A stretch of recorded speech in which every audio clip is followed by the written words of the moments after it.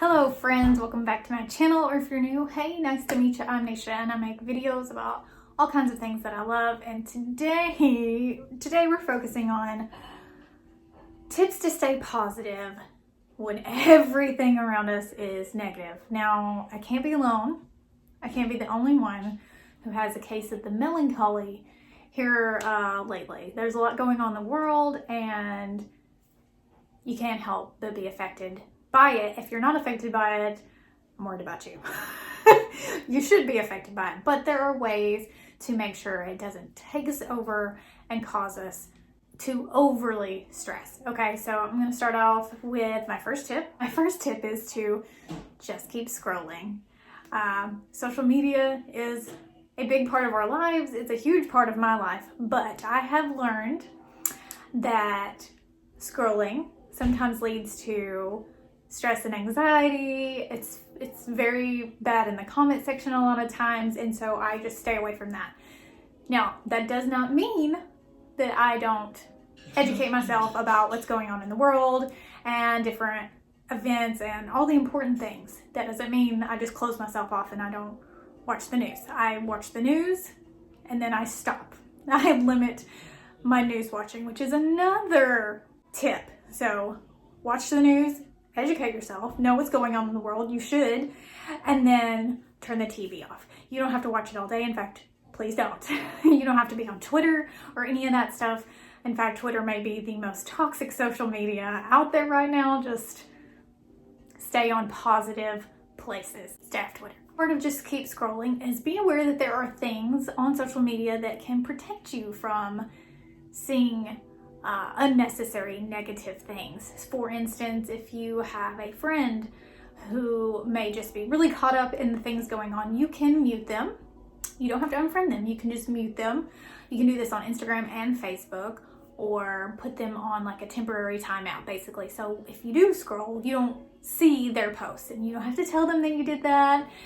Just do it. Take a 30-day break from them, and then, they'll pop back up on your feed, and then maybe you should meet them again. Like I said, you don't have to announce this. You can do it and move on with your life. The next thing that I have been doing personally to alleviate stress and stay positive is I found all sorts of amazing playlists on YouTube, and I will link my favorite ones in the description for you guys. I can't play them for you because I'll get a copyright strike, and I don't want that. Top ones that I've been listening to are fall jazz, autumn jazz. Basically, it's coffee house jazz music. And on the screen, it has a lovely picture of a coffee cup and a record player. And it sets the tone in my home to be chill and just relaxing. And that has helped me almost more than anything on this list, honestly. Music is a tool that I think a lot of us don't utilize. It can seriously bring your stress level down and just mellow you out more than you ever thought. I strongly encourage you to click on one of the playlists below that I'm linking. It's gonna change your morning. Seriously, morning or afternoon, just set 20 minutes, set a timer on your phone and sit there for 20 minutes and relax to the music and get on Pinterest. There's no social fighting over on Pinterest. Fall decorating ideas, Christmas decorating ideas, something positive, and just relax and listen to the music with a good cup of coffee or a glass of dry farm wines, which is what I've been doing for 20 minutes. And really that just resets me so well. I strongly, 10 out of 10, recommend doing this at 20 minutes a day. So the next one is eat right, okay? And this is not surprising. I always encourage you to eat right, so this comes as nothing new. But I think a lot of people forget, or maybe haven't even realized yet, the way you eat can affect you mood-wise significantly. When I was still eating paleo, standard American diet, any of that stuff, I was so melancholy and depressed and just sad.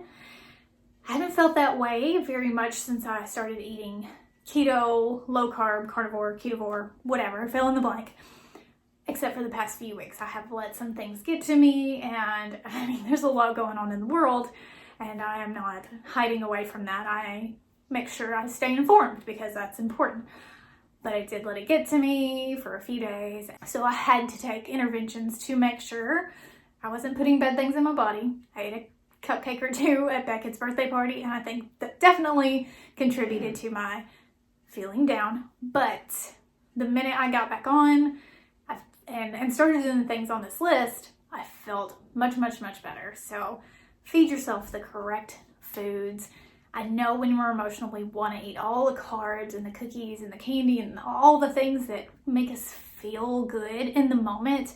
But in the long term, they just don't make us feel better. In fact, they contribute to us feeling worse. So keep that in mind. You know, the holidays are coming up. Halloween is literally this weekend. And the candy is right in front of you. Just remember how you're going to feel after. It may taste good going down, but later you're going to see the effects, and it's never worth it. Believe me, I know. So the next one is create a peaceful atmosphere. And this goes back to the music. I put on the music, I grab a cup of coffee or a glass of wine, depending on what time of day it is, and I light a candle, or I put my essential oil diffuser on, and I clean my space, and I make it peaceful. No clutter, no chaos, just a peaceful atmosphere. This can be in any room of your house, if your bedroom, your living room. Like if you have kids, you know, parts of your house are just, they're only clean for 30 minutes at a time. So I get that. But during baby's nap time, clean your space, light the candle, put on music, grab a cup of something that is peaceful to you, and create a peaceful atmosphere.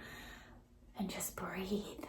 Breathe and relax and meditate if you can. Meditation is awesome. It's not as complex and weird as you think it is. It's honestly just sitting still and just bringing your thoughts in and recharging your mind. The next thing is watch feel-good movies. You just pop on some Harry Potter marathon, Disney marathon, Hallmark Christmas movies, whatever makes you feel good. Something funny, you know, laugh. Anything that's going to make you laugh is going to help you feel more positive. It just will. We've been watching a lot of Disney movies, Halloween movies, the funny ones, not the scary ones, because Beckett's one. So Hocus Pocus and Coco and things like that. Anything that's going to promote some sort of positive response from your brain, do it. I know a lot of people like Hallmark movies, so get your Hallmark on, girl, because it's about that time. So that's just a few things that I've been doing to stay positive, and I encourage you to try out a few and let me know how they work for you. And if you have any tips and tricks that you've been using to stay positive during this stressful time, feel free to leave them down in the comments, and I will definitely take them into consideration. If this video was helpful at all to you, just make sure you hit that thumb and consider subscribing to my channel for more videos just like this one and so much more on my channel.